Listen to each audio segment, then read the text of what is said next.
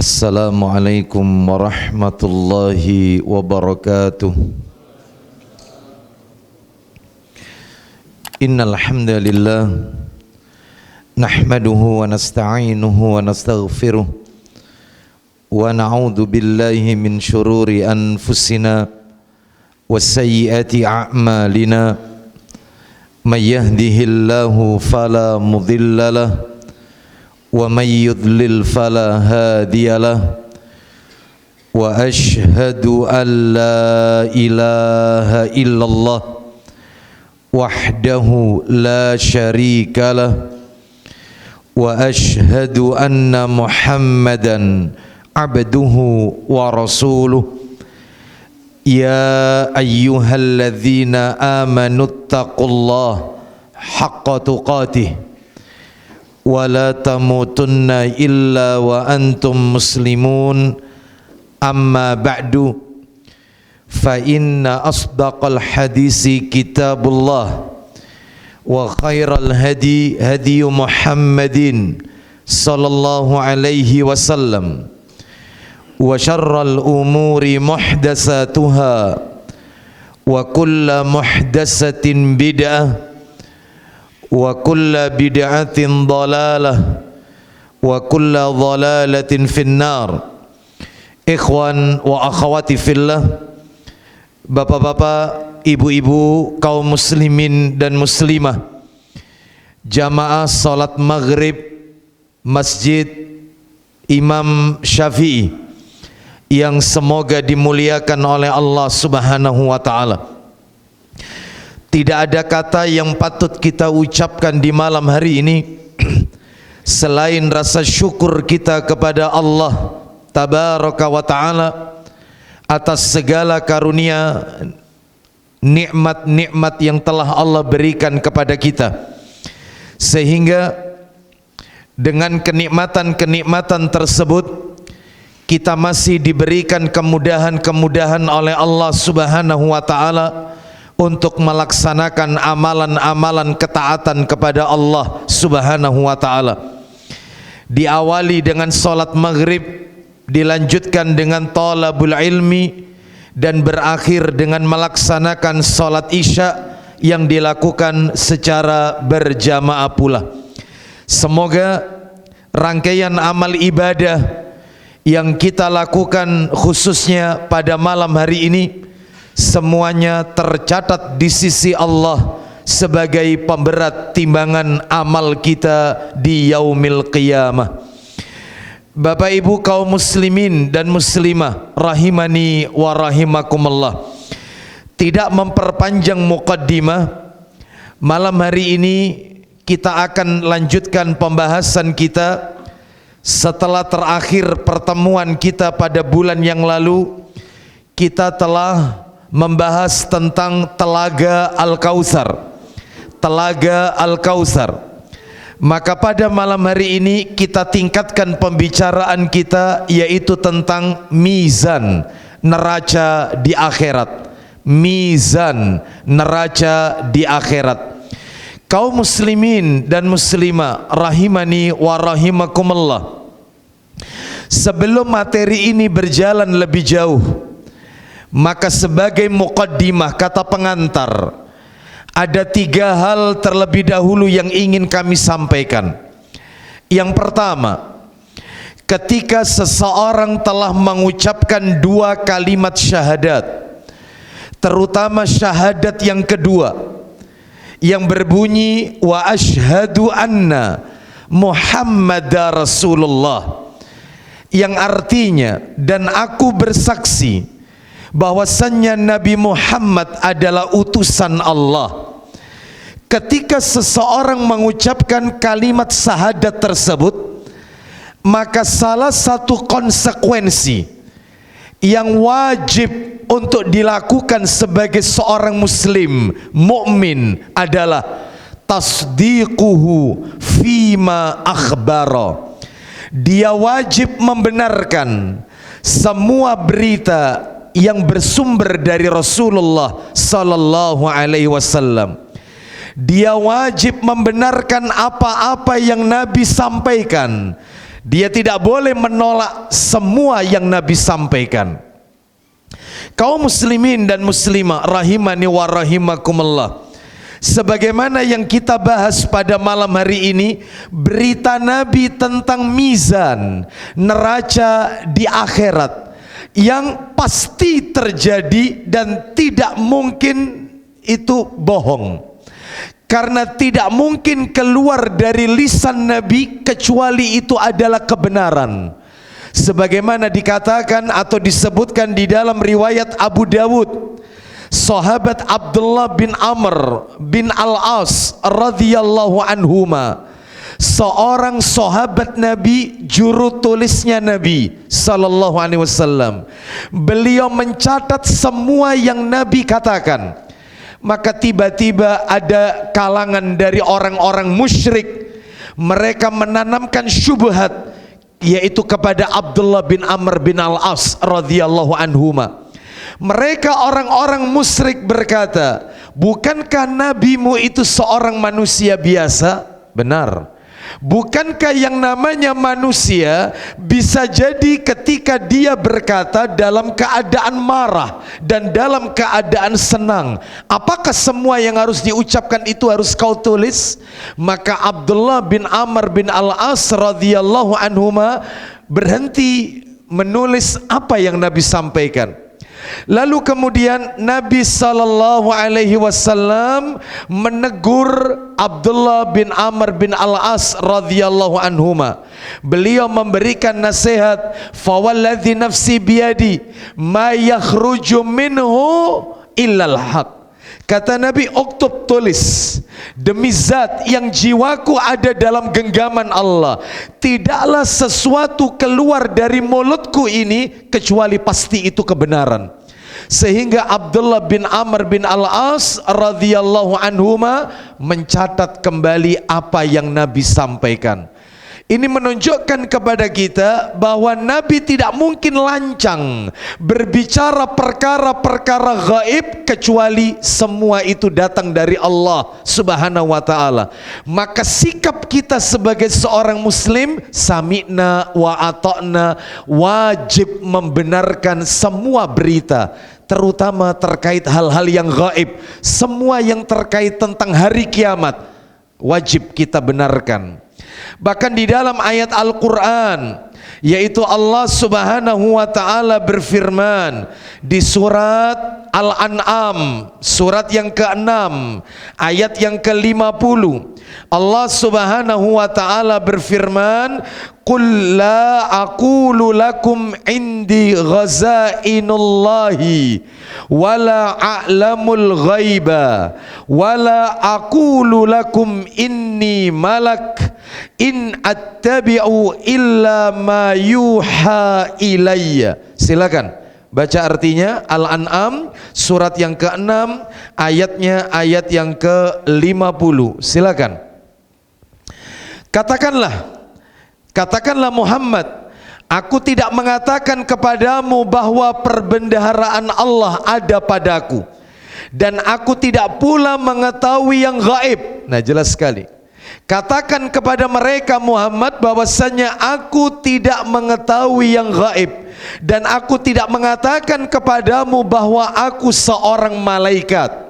Akan tetapi aku tidak mengikuti kecuali apa yang diwahyukan kepadaku. Ini menunjukkan apa yang Nabi ucapkan semua adalah wahyu dari Allah Subhanahu wa ta'ala. Di dalam ayat yang lain Allah berfirman, wa ma yantiqu anil hawa in huwa illa wahyu yuha. Tidaklah aku mengatakan berdasarkan hawa nafsu, tetapi tidaklah yang aku ucapkan itu adalah wahyu yang Allah wahyukan. Ini menunjukkan bukti kepada kita bahwasanya apa yang Nabi sampaikan adalah sesuatu yang benar. Beliau tidak mengucapkan perkara syariat berdasarkan kemauan diri sendiri, melainkan berdasarkan wahyu dari Allah Subhanahu wa ta'ala. Ini yang pertama yang ingin kami sampaikan, harus dipahami dengan baik. Yang kedua, Bapak Ibu sekalian, sebelum masuk materi inti, bahwasannya ketika kita berbicara tentang perkara-perkara gaib, surga, neraka, Al-Kautsar, telaga Al-Kautsar, mizan, sirat, ya, lalu kemudian azab kubur atau siksa kubur, semua perkara-perkara gaib, maka pendekatannya adalah dengan pendekatan iman, bukan dengan pendekatan logika. Kenapa? Karena Allah Subhanahu wa ta'ala yaitu memberikan kepada kita akal ini cekak, pendek, sehingga tidak boleh kita menggunakan akal kita ketika berbicara tentang perkara-perkara gaib, sehingga pendekatannya pendekatan iman. Allah berfirman di dalam Al-Quran, yaitu di surat yang ke-17, surat Al-Isra. Surat Al-Isra adalah surat yang ke-17, ayatnya ayat yang ke-85, di mana Allah Subhanahu wa taala berfirman, wa yas'alunaka 'anir ruh qulir ruhu min amri rabbi wa ma utitum minal ilmi illa qalila. Silakan artinya baca.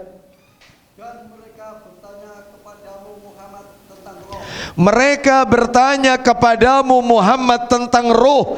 Ruh adalah perkara gaib. Ruh sulit dijangkau oleh logika.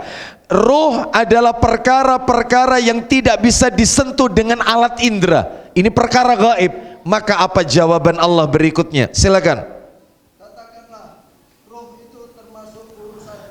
Berarti pendekatannya harus dengan pendekatan iman, bukan dengan logika. Bukti kalau harus melakukan pendekatan iman, bukan logika. Baca ayat berikutnya.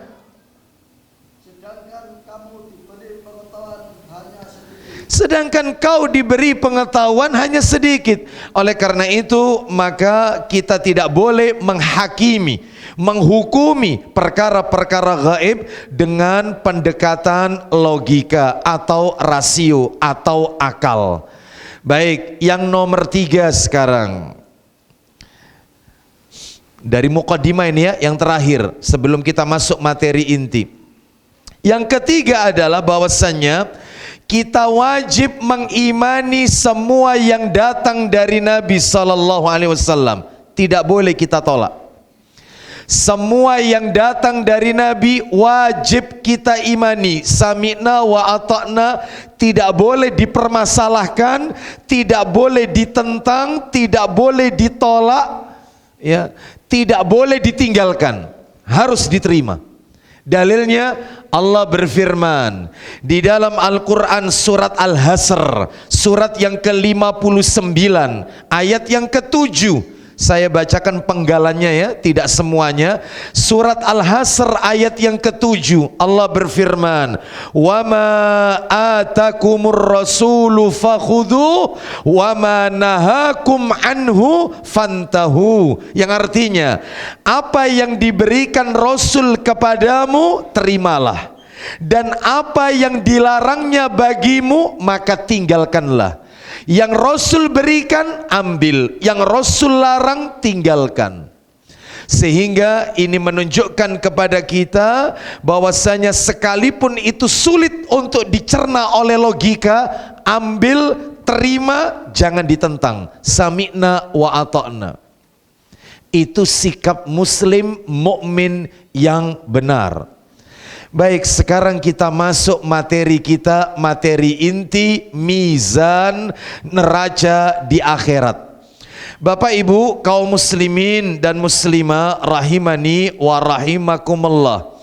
Ketika kita berbicara tentang mizan, neraca di akhirat, itu artinya pembicaraan kita tidak terlepas dengan rukun iman yang kelima, iman kepada hari akhir. Ketika kita berbicara tentang rukun iman yang kelima, iman kepada hari kiamat, hari akhir, itu artinya tidak akan terlepas dengan rukun iman yang pertama, iman kepada Allah. Bapak Ibu mohon maaf, Bapak Ibu kalau membaca Al-Quranul Karim lembaran demi lembaran, maka Bapak Ibu akan banyak menemukan ayat-ayat yang selalu bergandengan antara iman kepada Allah dan iman kepada hari akhir. Rukun iman yang pertama dan rukun iman yang kelima selalu bergandengan ayatnya, tidak mungkin dipisah, tidak mungkin. Contoh ya, contoh dalil. Ini salah satu aja ya, banyak sebenarnya ayatnya. Al-Baqarah 177. Mari kita dengarkan. Ini salah satu aja Bapak Ibu ya, sebenarnya banyak. Al-Baqarah ayat yang ke-177. Al-Baqarah yaitu di surat yang kedua ayatnya 177. Laisal birra an tuwallu wujuhakum qibalal masyriqi wal maghrib walakinnal birra man amana billahi wal yaumil akhir. Artinya, silakan Bapak dibaca.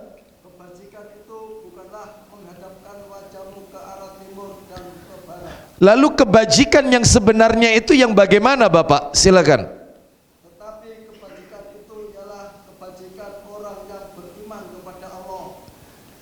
Hari akhir. Stop. Beriman kepada Allah dan hari akhir bergandengan. Ini baru salah satu ayat. Kalau saya sebutkan banyak bertebaran di dalam Al-Quran. Beriman kepada Allah bergandengan dengan iman kepada hari akhir. Rukun iman yang pertama selalu bergandengan dengan rukun iman yang kelima. Apalagi hadis Nabi, banyak Bapak Ibu.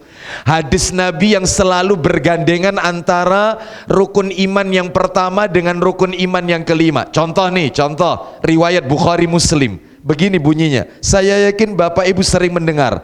Hadis ini familiar di telinga kita, sering kali kita dengarkan. Bahkan mungkin sebagian kita sudah pada hafal. Begini bunyinya, man kana yu'minu billahi wal yaumil akhir falyukrim dhaifa.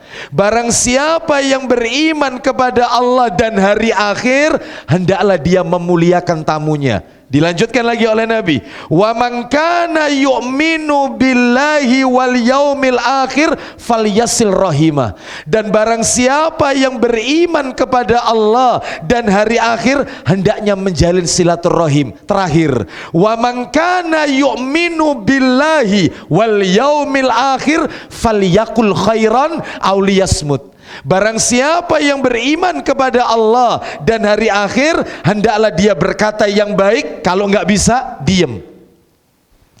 Ini menunjukkan selalu bergandengan, sehingga maksud saya menyampaikan ini adalah siapa yang mengingkari apa-apa yang terjadi pada hari akhir sama dengan dia mengingkari rukun iman yang pertama.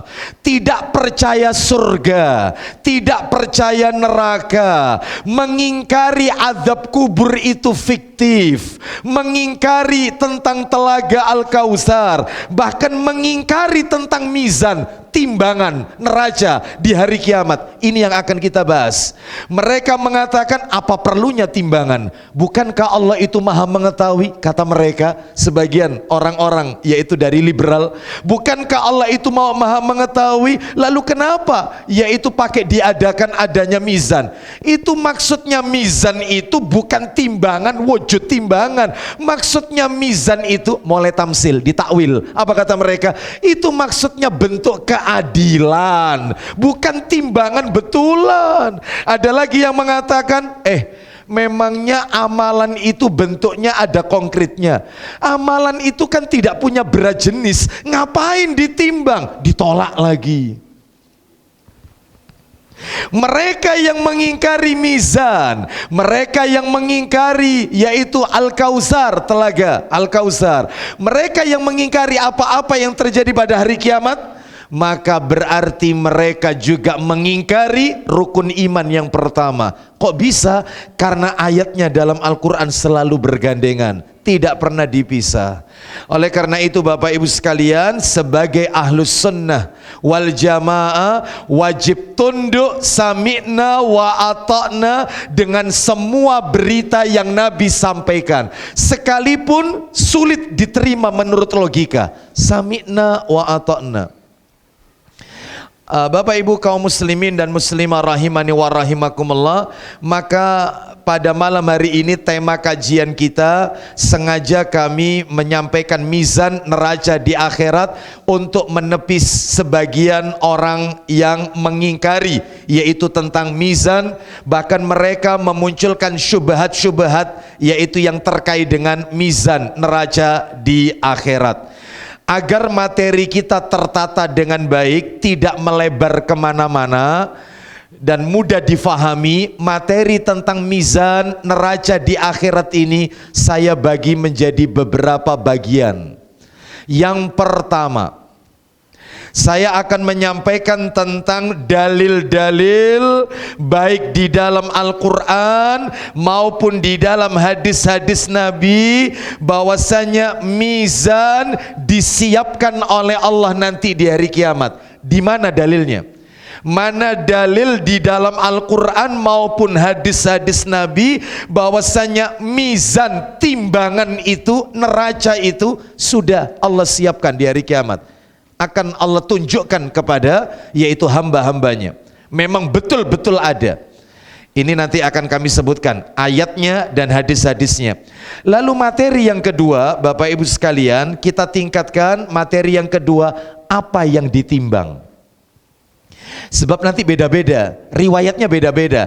Ada yang ditimbang itu amal perbuatannya hamba, ada yang ditimbang itu catatan perbuatannya hamba, bukan amalannya tapi catatannya. Ada yang ditimbang itu adalah pelaku amalnya. Ini semua ada dalilnya. Lalu yang benar yang mana? Nanti kita simpulkan berdasarkan perkataan para ulama. Jadi yang materi yang nomor dua, apa yang ditimbang, itu yang nomor dua. Yang ketiga, bagaimana sifat mizan neraca. Nanti kita akan bacakan fatwanya Syekh Albani rahimahullah, bagaimana sifatnya yaitu mizan itu. Nanti kita akan bahas, itu yang nomor tiga. Dan materi yang keempat sebagai materi penutup adalah amalan-amalan yang Nabi ajarkan yang bisa memperberat timbangan kebaikan seorang hamba kelak di hari kiamat. Amalan-amalan yang Nabi ajarkan yang bisa memperberat timbangan amal kebajikan seorang hamba nanti di hari kiamat. Nah, amalannya agak banyak ini. Ya, kurang lebih ada 8 amalan yang jika kita lakukan semasa hidup di dunia, amalan itu nanti bisa memperberat neraca timbangan amalan kita yaitu di hari kiamat. Baik Bapak Ibu rahimani wa rahimakumullah, kita langsung masuk saja karena waktu kita terbatas ya. Baik, yang pertama dulu. Apa tadi yang pertama tadi? Dalil. Mana dalilnya bahwasanya Allah telah menyiapkan neraca di hari kiamat kelak? Dalil tentang mizan saya kasih 4 dalil. Yang 2 dari Al-Quran, yang 2 dari hadis Nabi. Baik. Yang 2 dulu dari Al-Quran. Firman Allah yang pertama, Al-Quran surat Al-Anbiya, Quran surat nomor 21, ayatnya 47. Al-Anbiya ayat 47. Allah berfirman, siapkan Bapak, Allah berfirman, wa nadha'ul mawazinal qista liyaumil qiyamati fala tudhlamu nafsun syai'a wa in kana mithqala habbatin min khardalin ataina biha wa kafa bina hasibin. Silakan Bapak. Dan kami akan memasang timbangan yang ulang lagi pelan-pelan. Dan kami akan memasang timbangan yang tepat pada hari kiamat. Lihat kata Allah Azza wa Jal, dan kami akan memasang timbangan yang tepat pada hari kiamat. Nah, terus lanjut. Maka tidak seorang pun dirugikan walaupun sedikit. Terus. Sekalipun hanya seberat biji sawi. Terus. Pasti kami mendatangkannya pahala. Nah, meskipun amalannya seberat biji sawi, maka tetap diperhitungkan oleh Allah, yaitu pada yaumul mizan, hari penimbangan amal perbuatan. Lanjut teruskan. Dan cukuplah kami yang membuat perhitungan. Nah, ini dalil yang pertama bahwasanya di akhirat ada mizan. Sekarang kita lihat dalil yang kedua, masih Al-Quran. Silakan dibuka surat Al-Mu'minun, surat nomor 23. Al-Mu'minun, ayatnya 102 dan 103. Al-Mu'minun 102 103. Allah berfirman, "Faman sakulat mawazinuhu faulaika humul muflihun wa man khaffat mawazinuhu faulaika alladzina khasiru anfusahum fi jahannam khalidun." Silakan. Siapa yang berat timbangan amal kebajikannya? Lanjut. Maka mereka itulah orang-orang yang beruntung. Itulah orang-orang yang mendapat keberuntungan. Sebaliknya Bapak, lanjutkan. Dan barang siapa ringan timbangan kebaikannya, Maka mereka itulah orang-orang yang merugikan dirinya sendiri. lalu bagaimana nasib mereka di hari kiamat kelak? Mereka kekal di dalam neraka jahanam. Waliyadzubillah. Allahumma inna nas'alukal jannah wa na'udzubika minan nar. Bapak Ibu kaum muslimin dan muslimah rahimani wa rahimakumullah. Sekarang kita masuk dalil yang ketiga, hadis sekarang. Dalil dalam hadis Nabi. Silakan dibuka, yaitu kitab Sahih Targhib wa Tarhib jilid 6 Bapak. Jilid 6. Sudah saya berikan tanda itu ya. Baik, tinggal dibuka saja biar cepat menghemat waktu. Hadis riwayat Tirmidzi dan Baihaqi dalam Sahih Targhib wa Tarhib, hadis nomor 3625. Ketemu Bapak? Ada ya? 3625. Saya bacakan. An Anas bin Malik radhiyallahu an qala Sa'altu Rasulullah sallallahu alaihi wasallam an yashfa'ali yaumal qiyamati faqala. Silakan Bapak. Dari mana dulu? Dari mana dulu? Atasnya. Loh, atasnya dari Anas. Anas, ya. Sahabat Anas. Dari Anas radhiyallahu anhu, dia berkata, Silakan, apa perkataan sahabat Anas bin Malik radhiyallahu an? Silakan. aku telah memohon kepada Rasulullah SAW untuk memberikan syafaat untukku pada hari kiamat. Aku telah meminta kepada Rasulullah sallallahu alaihi wasallam agar beliau memberikan aku syafaat. Berarti boleh Ustaz ya minta syafaat kepada Nabi? Boleh ketika Nabi masih hidup. Lalu kemudian kita lanjutkan, apa jawaban Nabi? Qala ana fa'ilun insyaallah. Silakan. Lalu beliau bersabda, Apa kata Nabi kepada sahabat Anas? Aku berikan kepadamu syafaat insyaallah. Bapak Ibu sekalian, penting mengucapkan insyaallah ini. Ya, insya Allah ini diucapkan Bapak Ibu sekalian dalam beberapa keadaan. Misalnya ketika berjanji, ya itu insya Allah. Ya, berjanji. Terus selain berjanji, ketika yaitu menjenguk orang, ketika menjenguk orang sakit. Ya, ketika menjenguk orang sakit, kita bacakan doa la ba'sa tohur insya Allah. Terus kapan lagi? Ketika ziarah kubur, kita mengucapkan doa kepada penghuni kubur, assalamualaikum ahlad diyari minal mu'minina wal muslimina wa inna insyaallahu bikum lahikun nas'alullahu lana walakumul afiyah. Nah, insyaallah diucapkan lagi. Ya, baik, kita lanjutkan. Ada beberapa tempat yaitu kita disyariatkan menggunakan insyaallah. Nabi Sulaiman alaihi salam, Nabi Sulaiman bin Dawud alaihi salam, manusia saleh, orang saleh, anak orang yang saleh pula, yaitu Dawud, putra Dawud alaihi salam.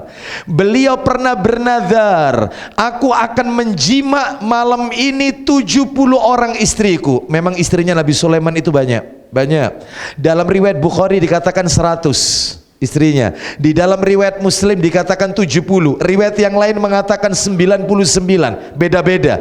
Bukan berarti perbedaan jumlah istri Nabi Sulaiman, bukan berarti hadisnya lemah, tidak. Sama seperti sholat berjamaah, beda-beda itu riwayatnya. Ada yang mengatakan sholat berjamaah pahalanya 27 kali lipat dibanding sholat sendiri. Riwayat yang lain bukan 27, 25. Riwayat yang lain 29, beda-beda. Bukan berarti hadisnya lemah, tetapi intinya adalah sholat berjamaah yaitu lebih utama daripada sholat sendiri. Begitu juga tadi tentang Nabi Sulaiman, istri Nabi Sulaiman jumlahnya banyak, intinya itu ya, angkanya memang beda-beda. Nah, ternyata beliau alaihissalam tidak mengucapkan insya Allah. Malaikat mengingatkan, kata Nabi. Sayang kitabnya nggak saya bawa ini, Sahih Muslim nomor 1641 ceritanya ini.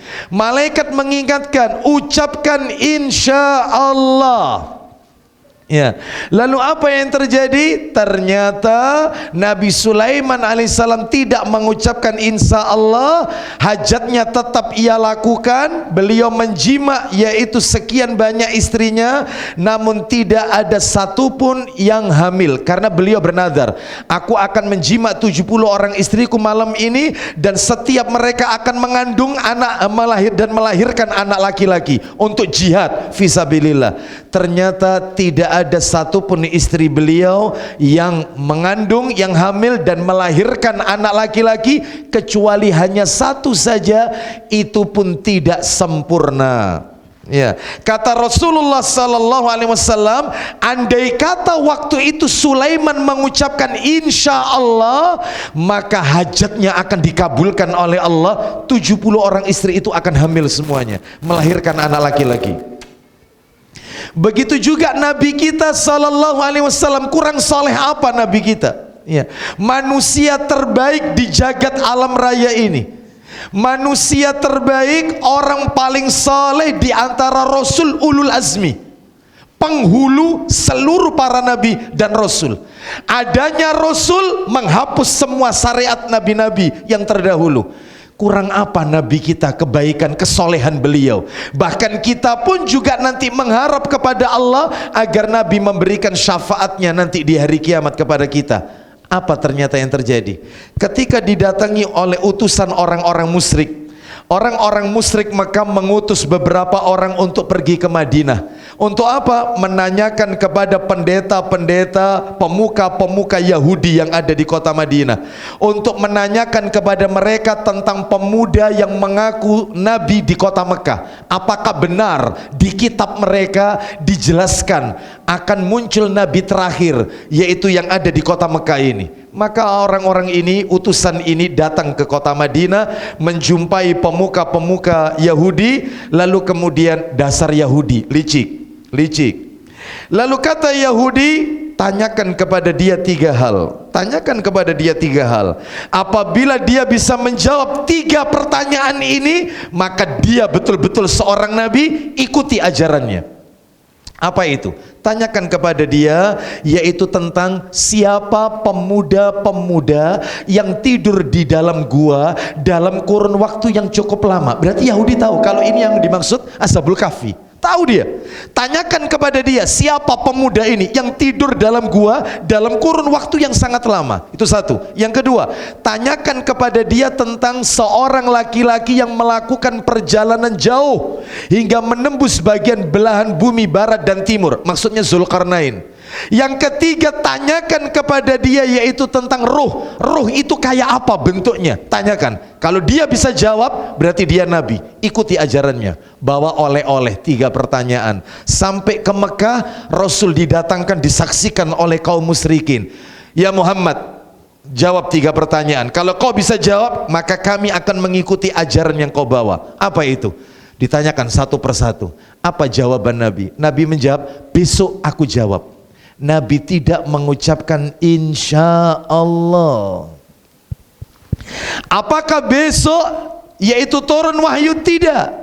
Sekian lama wahyu tidak turun. Nabi sedih, ditegur ditegur oleh Allah.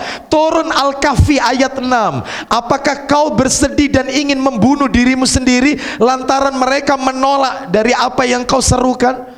Nah, jadi Nabi sedih karena diolok-olok. Katanya besok menjawab, sampai sekarang kami nggak dapat jawaban. Dituduh pendusta, dituduh penyair gila. Sedih Nabi. Lalu ditegur lagi oleh Allah di Al-Kahfi ayat 23, 24. Kalau berjanji, ucapkan insya Allah. Lihat, katanya ulama, berarti sesoleh apapun seorang hamba, jika tidak menyandarkan dirinya kepada Allah Azza wa Jal, maka hajatnya tidak akan pernah dipenuhi oleh Allah Subhanahu wa ta'ala. Rasul lihat. Makanya penting ucapan insya Allah ini. Kembali kepada materi kita, Bapak Ibu, bahwasannya Nabi berkata kepada Anas bin Malik, insya Allah akan aku berikan kepadamu syafaat. Lalu apa yang terjadi? Lanjut Bapak. Qultu fa aina atlubuka. Silakan.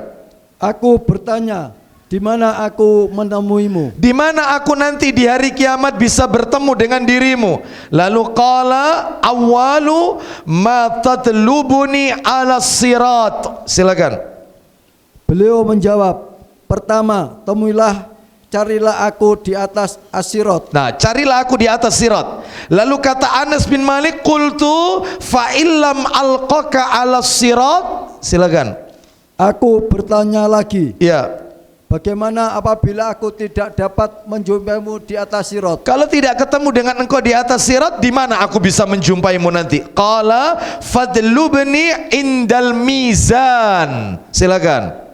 Beliau menjawab, carilah aku di atas mizan. Nah, di dekat, bukan di atas. Mizan. Di dekat mizan. Cari aku di dekat mizan, neraca di hari kiamat.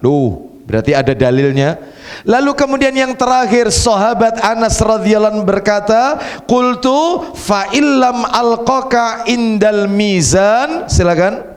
Aku bertanya lagi, bagaimana bila aku tidak menjumpaimu di dekat mizan? Terakhir Nabi menjawab, qala fadlubni indal haudhi fa inni la ukhti hadhihi salasal mawathin. Silakan. Beliau menjawab, carilah aku di sekitar telaga. Carilah aku di sekitar telaga Al-Kautsar. Kenapa? Karena aku tidak akan keluar dari 3 tempat tersebut. Aku tidak mungkin keluar dari tiga tempat tersebut. Yang pertama, mencari Nabi di mana tadi? Sirat. Yang kedua, mizan. Kalau nggak ketemu juga di mana? Telaga Al-Kautsar. Karena aku tidak mungkin keluar dari 3 tempat itu. Semoga kita bersama Nabi SAW di surga Allah Subhanahu wa ta'ala, sekalipun tentunya surga yang Allah berikan kepada baginda Rasul SAW tentu berbeda dengan umatnya. Semoga kita dipertemukan dengan beliau SAW di dalam jannahnya. Kita lanjutkan sekarang dalil yang keempat, terakhir. Silakan dibuka satu nomor berikutnya, riwayat Al-Hakim dalam kitab Sahih Targhib wa Tarhib nomor 3626 dari Salman radhiyallahu an, dari Nabi sallallahu alaihi wasallam bersabda, 3626. Baca Bapak, silakan. Dari Salman radhiyallahu an, dari Nabi SAW bersabda, sallallahu alaihi wasallam, beliau bersabda, yudha'ul mizanu yaumal qiyamah. Silakan. Timbangan mizan dipasang pada hari kiamat. Timbangan mizan akan dipasang oleh Allah di hari kiamat. Falau wuzina fihi samawati wal ardu la wusi'at. Silakan.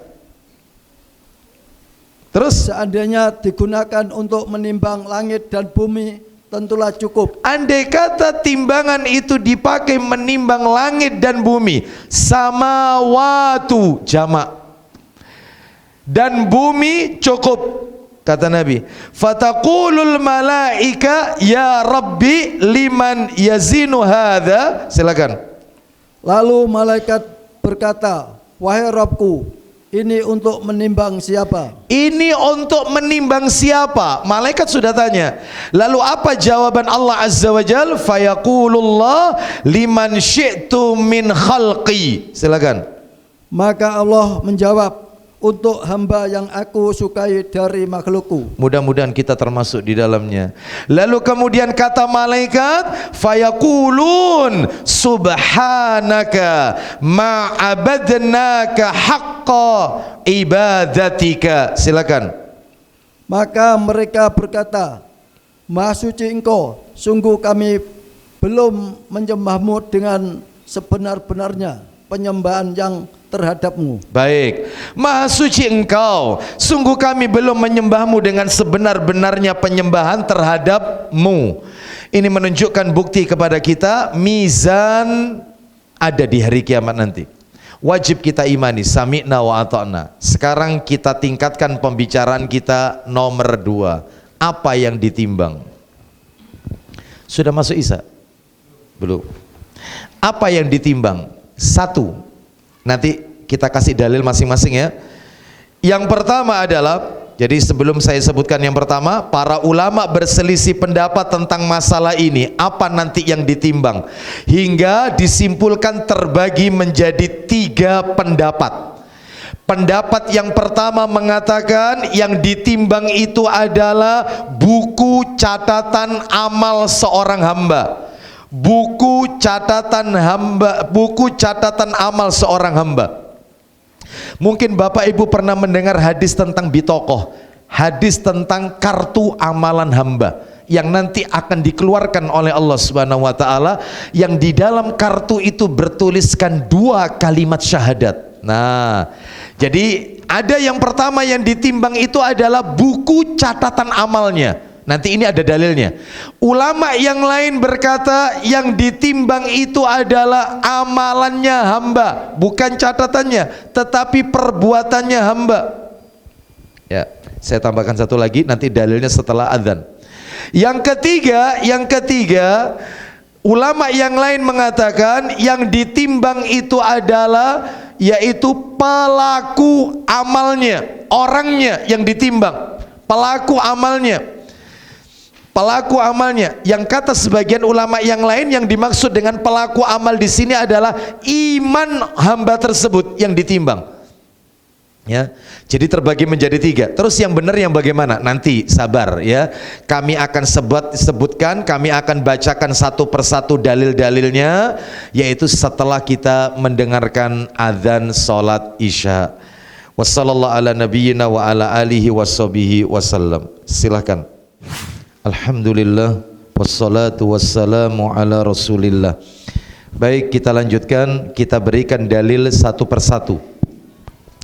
Apa yang ditimbang? Yang pertama tadi yang ditimbang menurut sebagian pendapat adalah kartu amalan hamba atau buku catatan amal seorang hamba. Dalilnya adalah yaitu disebutkan di dalam hadis riwayat Tirmidzi, Ibnu Hibban, Ibnu Majah, Al-Hakim dan Al-Baihaqi dalam kitab Sahih Targhib wa Tarhib di jilid yang ketiga, hadis nomor 1533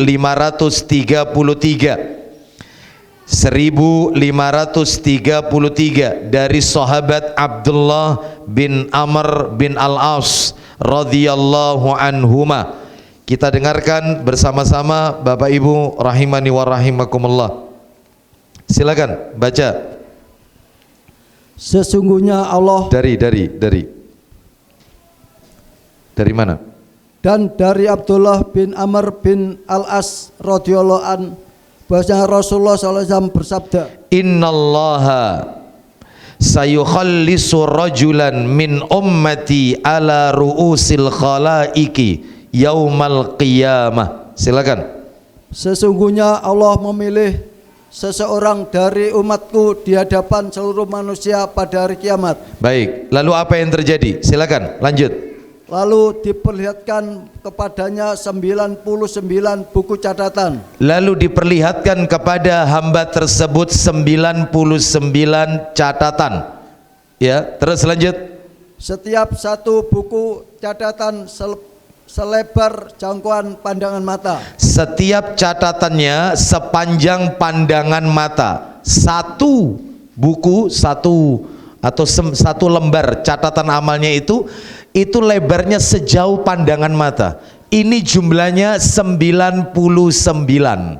Semuanya isinya maksiat. Lanjut, teruskan. Kemudian Allah berfirman, Silakan. apakah kamu mengingkari sesuatu dari catatan ini? Summa yaqul atunkiru min hadza syai'an.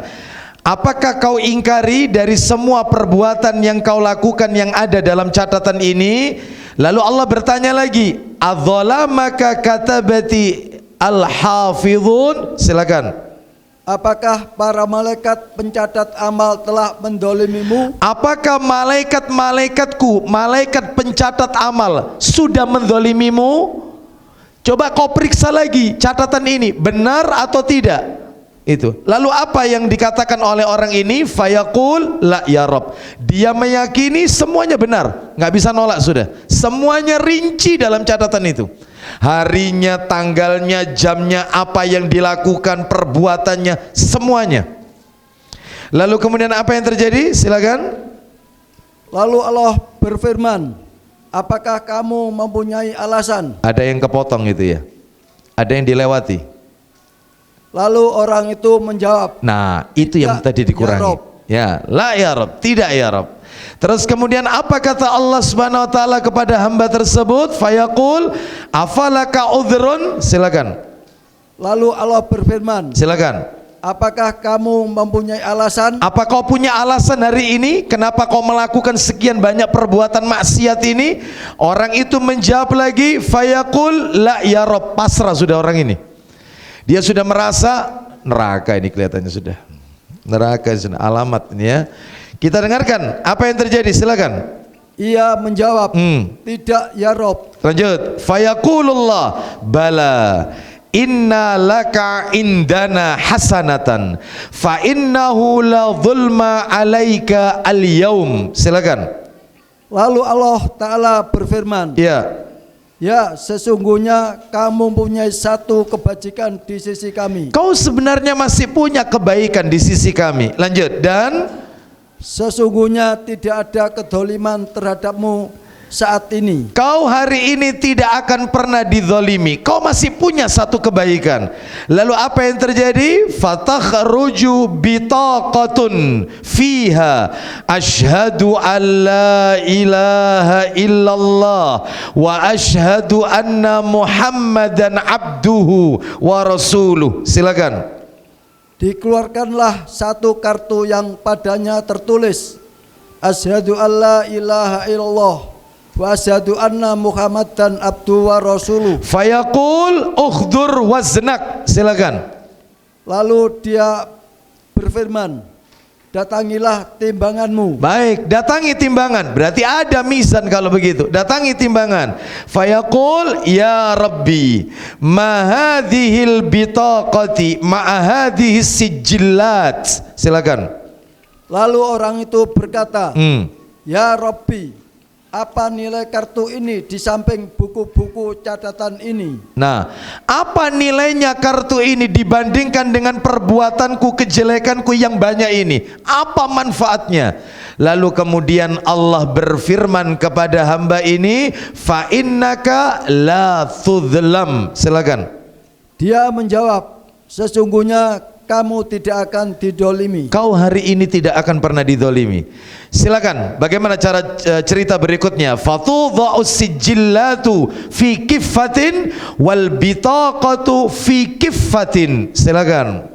Lalu buku-buku catatan amal itu diletakkan di salah satu daun timbangan. Terus. Sedangkan kartu diletakkan di daunnya yang satu. Baik. Fatashatis sijillatu wasakulatil bitaqah. Silakan. Buku-buku catatan itu pun langsung terangkat. Terus. Sedangkan kartu tadi menjadi berat. Nah, lanjut. Maka tidak ada apapun yang lebih berat daripada nama Allah. Nah, kata para alim ulama, sehingga orang ini diampuni dosanya oleh Allah Subhanahu wa taala. Kata para alim ulama bahwasanya hadis ini menjelaskan kepada kita tentang betapa agungnya kalimat tauhid, kedudukan tauhid dalam catatan amalan seorang hamba. Bayangkan, 2 kalimat syahadat bisa memperberat timbangan kebajikannya, padahal hidupnya penuh dengan maksiat. Bahkan di dalam hadis dikatakan, Allah Subhanahu wa taala berfirman dalam sebuah hadis qudsi, ya bena Adam, innaka law ataitani bi qurabil ardi khataya thumma laqitani la tusyriku bi syai'an la ataituka bi qurabiha maghfiratan. Hai anak Adam, seandainya jika engkau datang kepadaku dengan kesalahan sepenuh bumi, kemudian engkau menemuiku dengan tidak melakukan syirik, menyekutukan aku dengan sesuatu apapun, maka aku akan mendatangimu dengan membawa ampunan sepenuh bumi. Masya Allah. Mentauhidkan Allah ya, ini manfaatnya. Lalu kemudian kata para alim ulama, pelajaran dari hadis yang tadi kita dengarkan tadi, maksudnya lembar amal kejelekan dalam hadis ini adalah lembar kejelekan yang belum mengeluarkan pelakunya dari Islam. Rupanya orang ini melakukan amal kejelekan yang tidak mengeluarkan dia dari Islam. Dia tidak melakukan amalan-amalan nawakidul Islam, pembatal keislaman, syirik tidak, ya. Dia lakukan amalan yang lain, ya zina, ya khomer, mau 5 sudah dijalani semuanya, tapi dia tetap mentauhidkan Allah. Imannya tidak cacat, dia tidak batal. Buktinya apa? Buktinya yaitu amalan tersebut tidak mengeluarkan dia dari agama. Ya, maka kalimat tauhid yang pernah ia ucapkan, masih yaitu bisa menolong dia nanti di hari kiamat. Tetapi jika dia melakukan amalan yang bisa membatalkan imannya, maka kalimat tauhid itu sudah batal. Sehingga apa? Sehingga tidak bermanfaat sama sekali nanti di hari kiamat. Nah, ini pentingnya mentauhidkan Allah Subhanahu wa taala. Ya, baik. Terus kata para alim ulama yang lain, dikatakan pelajaran yang bisa kita ambil adalah bahwasanya 2 kalimat syahadat sangat berat timbangannya pada hari kiamat. Asalkan kita memahami dengan baik dan benar apa makna yang terkandung dalam 2 kalimat syahadat tersebut. Wallahu a'lam bishawab. Baik, berarti kalau begitu yang ditimbang yang pertama adalah buku catatan amal. Amal yaitu kartu amalan hamba. Ini yang pertama ya. Yang nomor 2 yang ditimbang apa tadi? Yang ditimbang adalah amal perbuatan, bukan catatan amalnya, tetapi amal perbuatannya. Mana dalilnya? Dalilnya bisa kita lihat, lumayan ini ada beberapa. Di antaranya yaitu di dalam hadis dalam kitab Sahih Targhib wa Tarhib, hadis nomor 1537, jilid 3 ya, 1537. Berarti dicari, Pak. Dicari 1537 ya, saya bacakan, di mana Rasulullah sallallahu alaihi wasallam bersabda, kalimatani khafifatani alal lisan saqilatani fil mizan habibatani ilar rahman subhanallah wa bihamdihi subhanallahil azim.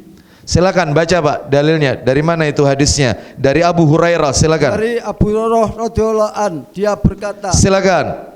Nabi SAW bersabda, apa itu? Ada 2 kalimat yang ringan bagi lisan. 2 kalimat ringan di lisan, terus berat dalam timbangan. Berat dalam timbangan nanti di hari kiamat, terus dan sangat dicintai oleh Allah yang Maha Pengasih. Dan dicintai 2 kalimat ini oleh Allah. Kalimat apa itu, Bapak? Yaitu subhanallah wa bihamdi subhanallahil azim. Nah, itu ya. Subhanallah wa bihamdihi subhanallahil azim. Subhanallah. Ya, bacanya biasa saja, enggak usah dilakukan, enggak usah. Ya, karena Nabi kita bukan musisi, ya, seperti itu, sehingga tidak perlu dilakukan jadi kayak enak gitu ya, kita nggak usah, baca biasa aja subhanallah wa bihamdi.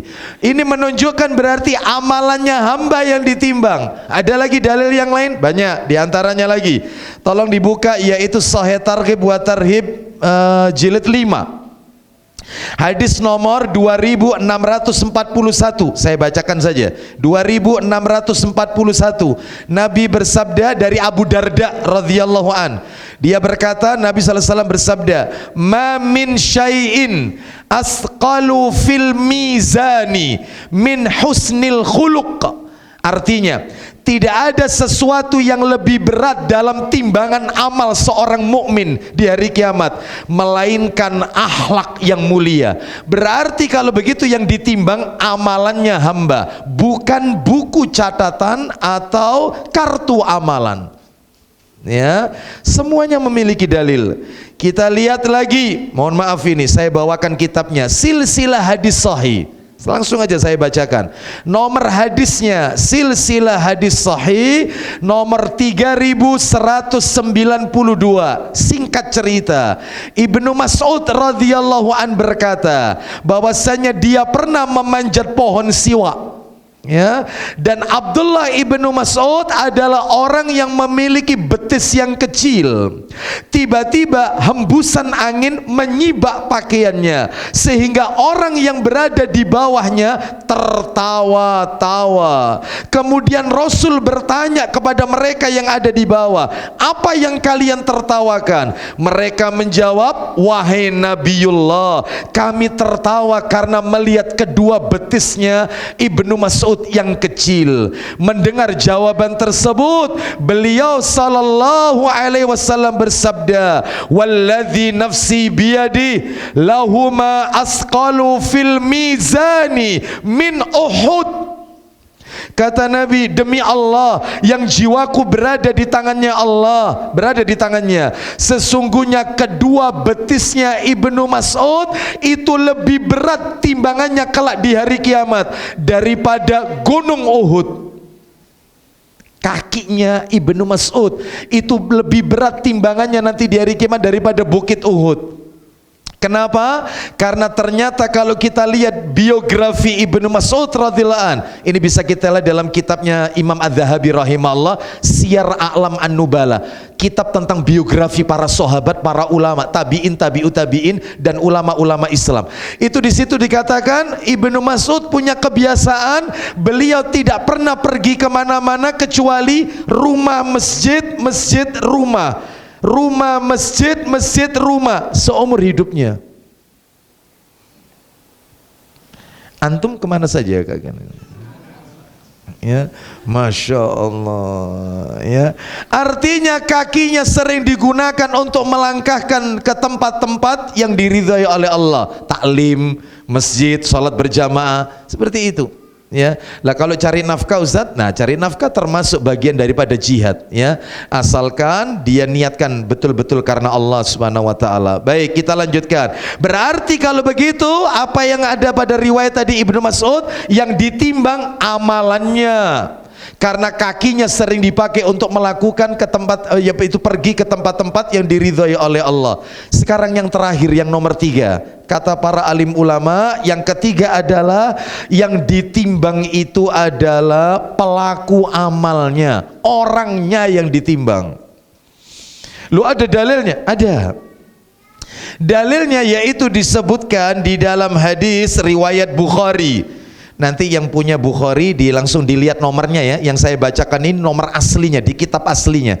Sahih Bukhari, nomor hadis 4729. 4729. Kita baca ya, kita dengarkan.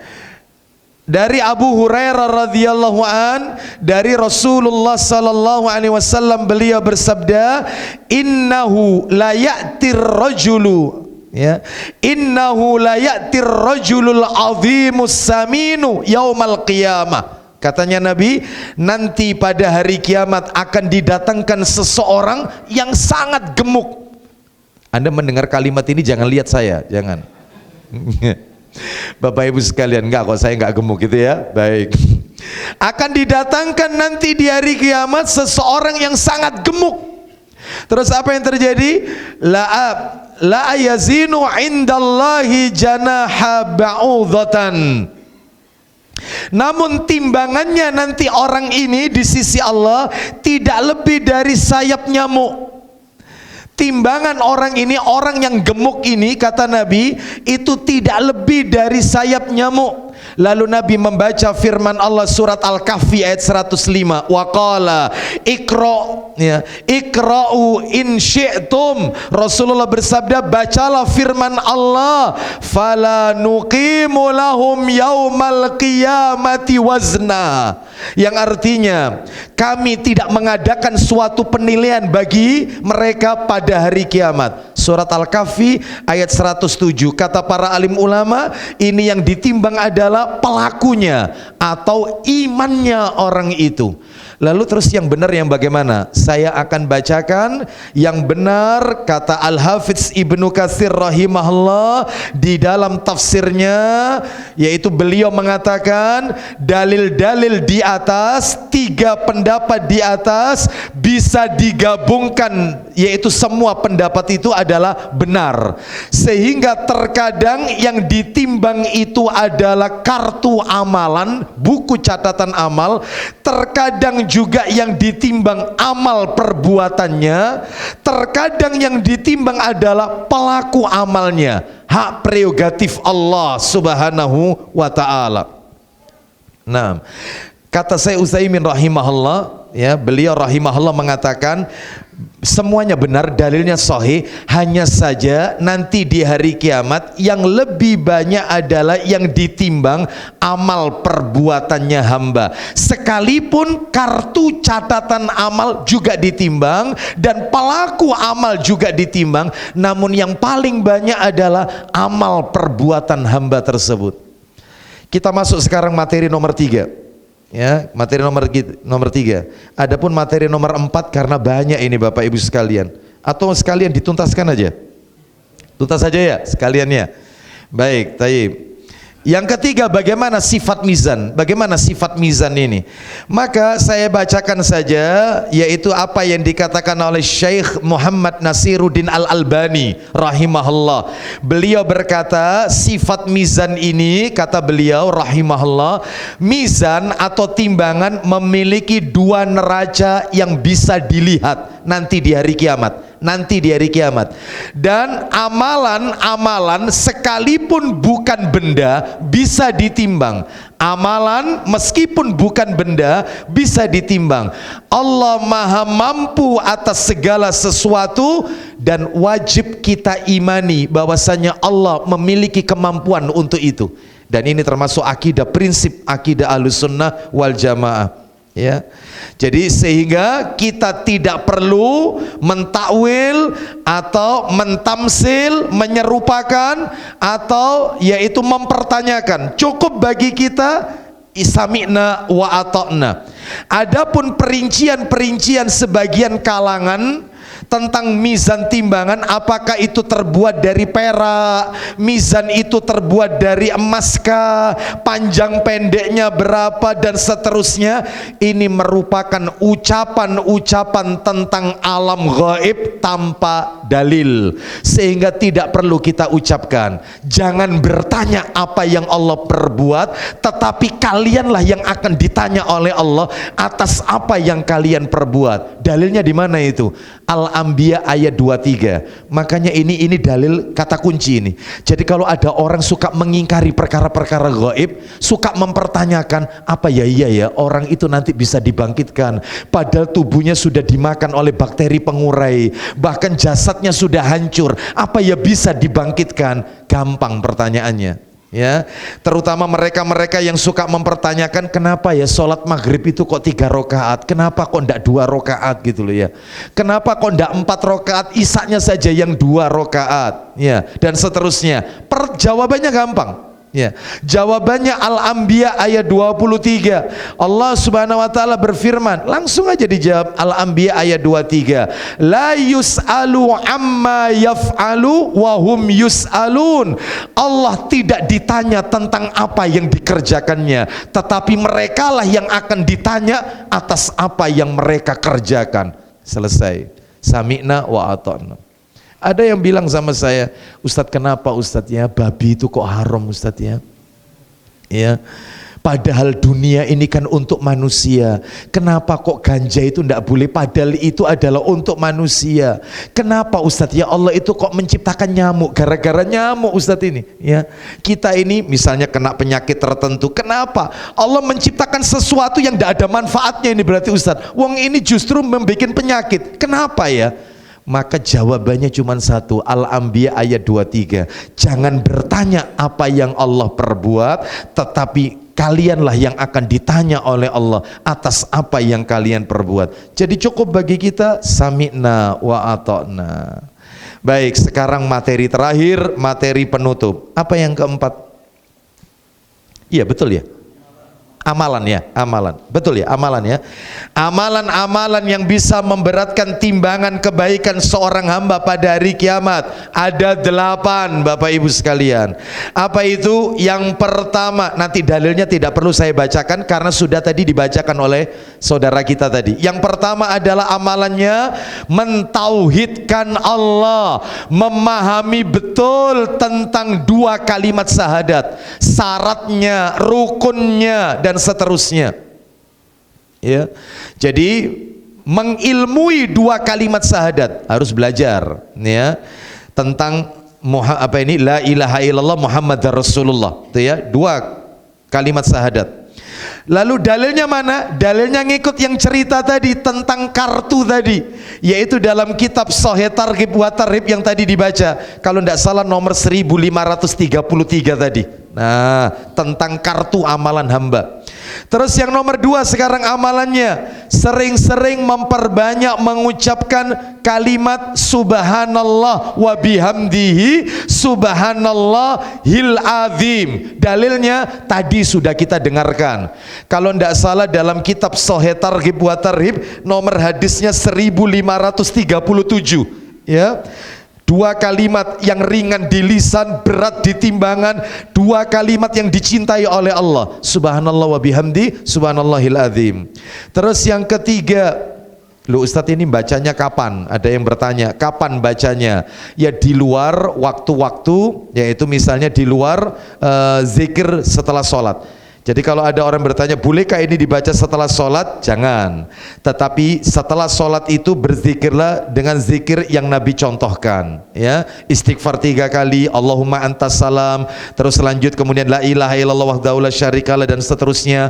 Allahumma la mani alima atoita dan seterusnya. Sampai kemudian Allahumma a'inni ala dzikrika. Lalu subhanallah 33, alhamdulillah 33, Allahu akbar 33 kali, lalu ditutup dengan la ilaha illallah wahdahu la syarikalah dan seterusnya. Lalu ayat kursi, al-ikhlas, al-falak, an-nas. Nah itu, kecuali subuh dengan maghrib ada tambahan la ilaha illallah wahdahu la syarikalah lahul mulku wa lahul hamdu yuhyi wa yumitu 10 kali dibaca khusus subuh dan maghrib. Dan khusus subuh ada lagi tambahan doa, Allahumma inni as'aluka ilman nafi'an wa rizqan thayyiban wa amalan mutaqabbalan. Jadi ini bacanya ini subhanallah wa bihamdi subhanallahil azim, setelah itu selesai semuanya.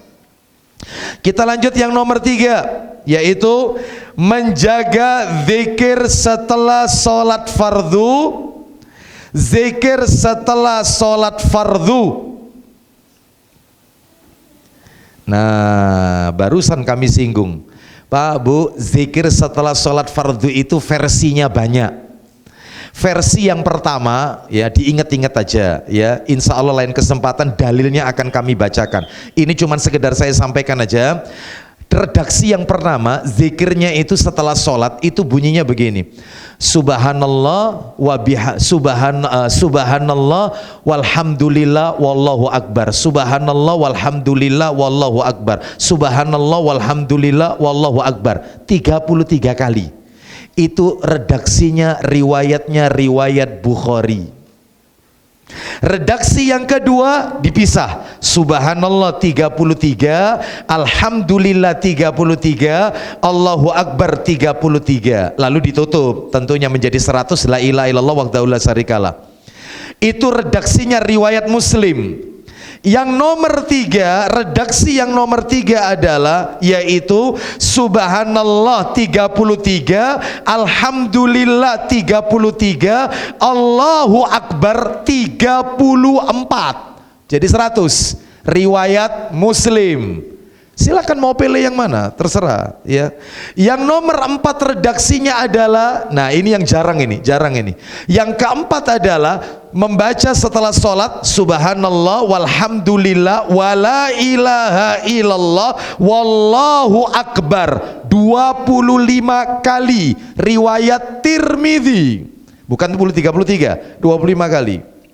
Dan riwayat redaksi yang kelima, ya ini yang akan saya bahas, yang menjadi pemberat timbangan ini. Dan nampaknya kalau saya sampaikan mulai malam hari ini panjenengan pasti ngambil yang ini semua. Apa itu? Setelah sholat Nabi membaca, mengajarkan kepada kita subhanallah dibaca 10 kali, alhamdulillah 10 kali, Allahu Akbar 10 kali. Wah, ndak dari dulu Ustaz. Ini yang enak ini. Di mana ini dalilnya? Jadi bukan 33, 10. Ya. Di mana itu dalilnya? Silakan dibuka, kitabnya ada di situ, dibuka. Sahih Targhib wa Tarhib jilid 3 Bapak. Nomornya agak ke belakang Bapak. Nomor 1594. 1594. Ketemu? Ayo dibaca. 1594. Ayo cepet dikit. Ya, silakan Bapak. Dari Abdullah bin Amr radhiyallahu anhu, dia menuturkan Rasulullah SAW bersabda, Isinya ada 2 sifat yang tidaklah seorang hamba mengamalkannya melainkan ia masuk surga. lanjut. Keduanya sangat mudah sekali. Terus. Dan orang yang mengamalkannya sangat sedikit. Sangat sedikit yang amalkan kata Nabi. Terus. Yaitu salah seorang kamu bertasbih kepada Allah setiap selesai sholat 10 kali. Subhanallah 10 kali. Terus. Bertasbih kepadanya 10 kali. Itu bukan bertasbih, bertahmid itu salah cetak. 10 kali alhamdulillah. Terus. Dan bertakbir kepadanya 10 kali. Allahu Akbar 10 kali. Sehingga totalnya, lanjut Pak. Maka yang demikian itu berjumlah 150 dengan lisan. Stop. Maka jumlahnya kalau begitu 150 di lisan. Loh kok bisa 150? Kan subuh, zuhur, asar, maghrib, isya. 10 dikali 5 waktu berarti 30 dikali 5. 150 itu di lisan. Tetapi dan 1.500 di dalam timbangan. nah, 1.500 dalam timbangan Allah. Ya, insya Allah pilih ini semua kira-kira ya. Masya Allah ya. Baik, dan seterusnya panjang sekali. Dan ada 2 amalan yang lain yang tidak perlu kita bacakan karena tidak terkait dengan materi kita. Lanjut aja amalan yang keempat. Amalan yang keempat, menjaga zikir-zikir sebelum tidur. Sebelum tidur tolong zikir berikut ini tolong dijaga Bapak Ibu. Apa itu? Yang tadi ditutup Pak, yang tadi itu. Yang tadi ditutup, sudah ditutup yang tadi. Dibaca itu. Yo, nanti dibuka lagi soalnya. Yang nomor 4, saya ulang, menjaga zikir-zikir sebelum tidur. Apa zikirnya? Perhatikan. Nabi mengajarkan kepada kita sebelum tidur membaca zikir tasbih subhanallah 33 kali, tahmid alhamdulillah 33 kali, Allahu Akbarnya 34 kali. Nomornya sama Pak, 1594. Panjenengan tadi sampai di mana tinggal dilanjutkan saja Bapak. Monggo, silakan. Sampai di mana tadi? Lanjutkan aja. Amalan yang nomor 2. Kan amalan yang pertama zikir setelah sholat. Tasbih 10, tahmid 10, takbir 10. Menur di lisan 150 di lisan, tapi timbangan Allah 1.500. Itu. Sekarang amalan yang kedua. Monggo Bapak. Dan apabila ia menuju tempat tidurnya, bertasbih 33 kali. Terus. Bertahmid 33 kali. Lalu. Dan bertakbir 34 kali. Maka itulah 100 dengan lisan. 100 di lisan jumlahnya, tetapi dan 1000 di dalam timbangan. 1000 dalam timbangan. Lalu Nabi menawarkan, siapa di antara kalian yang mau melakukan perbuatan yang ringan tapi sedikit yang mau mengamalkan? Saya mau tanya, jujur Pak ya, jujur. Jangan ada dusta di antara kita. Jujur. Apakah panjenengan sudah mempraktekkan ini kalau mau tidur? Insya Allah ya. Baik, kita lanjutkan. Insya Allah belum ya. Insya Allah sudah. Yang nomor 5, yang kelima, ya. Bahkan Nabi itu Pak kalau mau tidur itu membaca 9 surat Pak. 9 surat. Selain baca ayat kursi ya, Al-Baqarah ayat 255, beliau juga membaca surat Al-Isra, beliau juga membaca surat Az-Zumar, beliau juga membaca surat Al-Mulk, beliau juga membaca surat As-Sajdah. 5 ini sudah. Beliau juga membaca yaitu surat Al-Kafirun 6. Terus kemudian membaca Al-Ikhlas, Al-Falaq, An-Nas. 9 surat Nabi baca. Itu Ustadz Al-Isra itu berapa ayat? Ya 110 ayat, semuanya itu dibaca. Lah terus tidurnya kapan? Nah ini loh, ini kan repot ya. Ya, jadi itu kalau di total Pak, di total mulai tadi ayat kursi sampai An-Nas itu tadi jumlah ayat Pak ya, di total ini Al-Isra 110, terus kemudian itu Az-Zumar 75, Az-Zumar kalau tidak salah ya, itu kalau di total semua nih, total semua 268 ayat. Itu kalau dibaca Pak, dibaca dengan tartil itu cuman butuh waktu 45 menit, maksimal 50 menit tartil ya bacanya, maksimal. Enggak sampai 1 jam, anggap 1 jam. Itu kalau bacanya lancar saudara. Kalau bacanya walladzi nah ya subuh jamaah. Ya enggak tidur. Ya. Nah, taib kalau begitu. Nah, jadi itu yang Nabi baca. Baik, mudah-mudahan kita dikasih kekuatan oleh Allah. Yang nomor 5 adalah memiliki akhlak yang baik. Akhlak yang baik tadi sudah kita sampaikan, saya bacakan. Ma min syai'in asqalu fil mizani min husnil khuluq. Tidak ada sesuatu yang lebih berat dalam timbangan amal seorang mukmin di hari kiamat kelak melainkan akhlak yang mulia. Nah itu. Contohnya apa akhlak yang mulia? Bermuka manis, suka tersenyum ketika bertemu saudaranya, ucapannya baik, tidak menyakiti tetangga, perasaan teman, menahan tangan dan lisannya dari menyakiti manusia, suka memaafkan, membalas keburukan dengan kebaikan. Ya. Makanya saya paling tidak sepakat, tidak sependapat yaitu adanya kalimat yang sering bertebaran di masyarakat. Jadi kalau kita diganggu orang, ya, diusilin orang, ada kalimat di masyarakat itu memakai bahasa apa itu? Biarkan anjing apa menggonggong kafilah. Diganti aja kalimat itu, jangan pakai ini. Masih ada yang jauh lebih baik kok. Apa itu? Wa idza khatabahumul jahiluna qalu salama. Kalau kau diganggu orang, kau diusili oleh orang, ucapkan salama yang baik. Jangan kemudian biarkan anjing menggonggong kafilah. Nggak usah, ini dihapus saja. Ya, ini masih ada yang lebih syar'i, lebih baik. Ucapkan selamat. Nah, itu memiliki akhlak yang baik, menjadi orang yang pertama kali menyapa meskipun tidak kenal. Nah, itu ya. Baik. Sekarang nomor 6. Nah, ini nomor 6 dan nomor 7 jadi satu nanti dalilnya. Nomor 6 sering-sering membaca subhanallah walhamdulillah wala ilaha illallah wallahu akbar. Lagi nyetir, iya, lagi bekerja subhanallah walhamdulillah wala ilaha illallah terus begitu, terus baca ya, nggak usah dilagukan subhanallah walhamdulillah, nggak usah ya, nggak usah. Jadi biasa aja baca subhanallah walhamdulillah wala ilaha illallah wallahu akbar ya. Itu berapa kali? Nggak ada ukurannya, semampu kita. Terus yang ketujuh adalah bersabar dan mengharap pahala ketika ditinggal mati oleh anaknya yang saleh. Itu jadi pemberat timbangan amal. Jadi kalau ada orang tua kehilangan buah hatinya, anak yang diharapkan bisa meneruskan perjuangan dakwah Islam ini, anak soleh, apalagi penghafal Quran, meninggal dunia, maka jangan sedih. Anda telah melakukan investasi akhirat, pemberat timbangan amal. Sabar atas kehilangan anak yang soleh. Ini mana ini dalilnya? Dua tadi itu nomor 6 dan nomor 7. Dalilnya adalah riwayat An-Nasai dan Ibnu Hibban serta Al-Hakim dalam Sahih Targhib wa Tarhib jilid 3 Pak, yang tadi yang belakang nomornya ya, tinggal nambahkan sedikit, nomornya 1557 dari Abu Sulma radhiyallahu an. Silakan baca Bapak ya, 1557. Sebentar lagi kita akhiri, tinggal satu lagi, silakan. Ayo.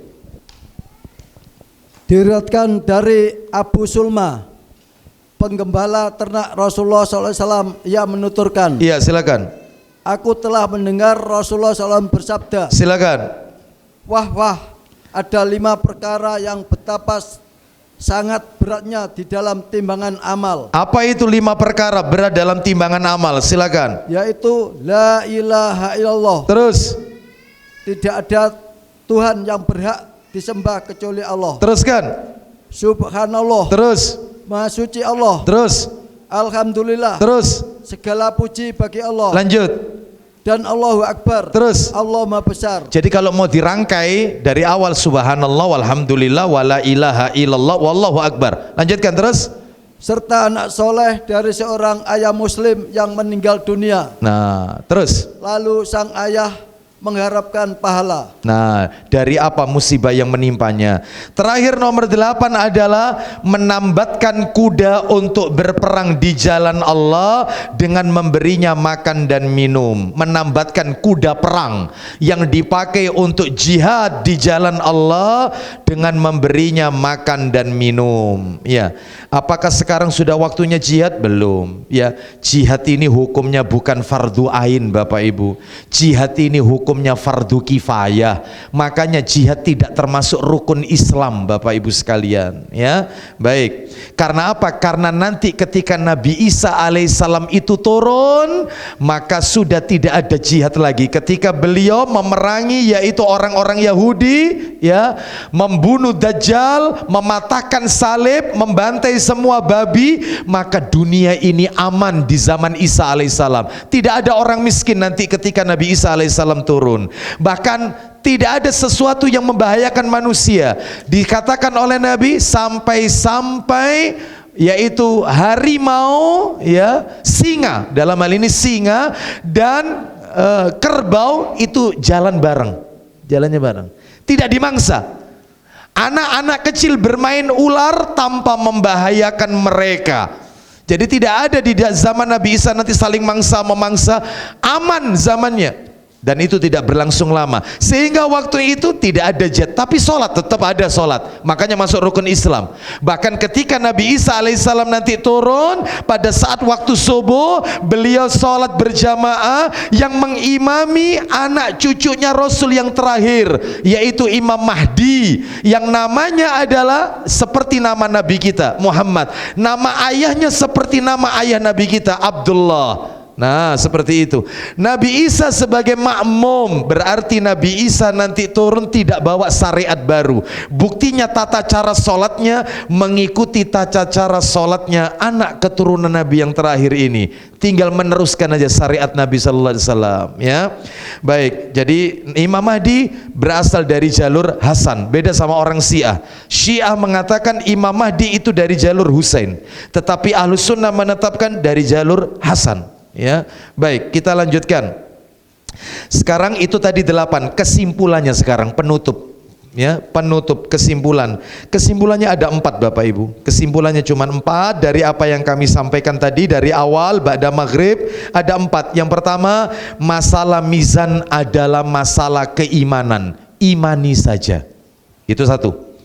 Masalah mizan adalah masalah keimanan, maka patuhi saja sami'na wa ata'na. Intinya itu. Nomor 2, jangan kita ukur kemampuan Allah dengan kemampuan makhluk, sehingga tidak terus mempertanyakan apa ya, iya ya, masa bisa ditimbang amalan itu? Amalan itu kan abstrak, yang ditimbang itu kan punya berat jenis. Jangan meragukan kemampuan Allah, jangan menyamakan, kita ukur kemampuan Allah seperti kemampuan makhluknya. Jangan. Nomor 2 ini. Nomor 3, keadaan di akhirat jangan digambarkan seperti keadaan di dunia. seperti mizan timbangan, diumpamakan seperti neraca yang ada di dunia. Jangan. Ya, yang jelas kata Nabi, timbangan ini memiliki 2 daun. Nah, selesai. Kayak apa bentuknya, terbuat dari apa, jangan digambarkan dengan keadaan timbangan yang ada di dunia. Terakhir yang nomor 4, jangan memalingkan makna asli daripada mizan. Jadi ditakwil, jangan dipalingkan maknanya. Seperti sebagian orang mengatakan mizan itu, neraca itu adalah keadilan, bukan neraca betulan. Itu simbol keadilan. Salah. Yang betul yang benar adalah memang betul-betul adanya mizan atau timbangan.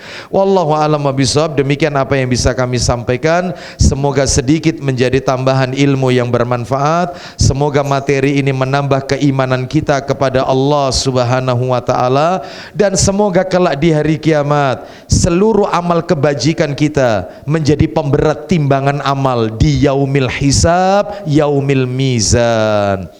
Baik, demikian. Ada yang bertanya? Tidak ada. Sabtu malam minggu ini Ustaz, jangan ini Ustaz. Tayyib kalau gitu. Iya. Ini Ustaz dalam tekanan ini ya. Kita akhiri saja kajian kita dengan kafaratul majlis. Wassallallahu ala nabiyyina wa ala alihi washabihi wasallam. Subhanakallahumma wa bihamdika asyhadu an la ilaha illa anta astaghfiruka wa atubu ilaik. Wa akhiru da'wana anil hamdulillahi rabbil alamin. Assalamualaikum warahmatullahi wabarakatuh.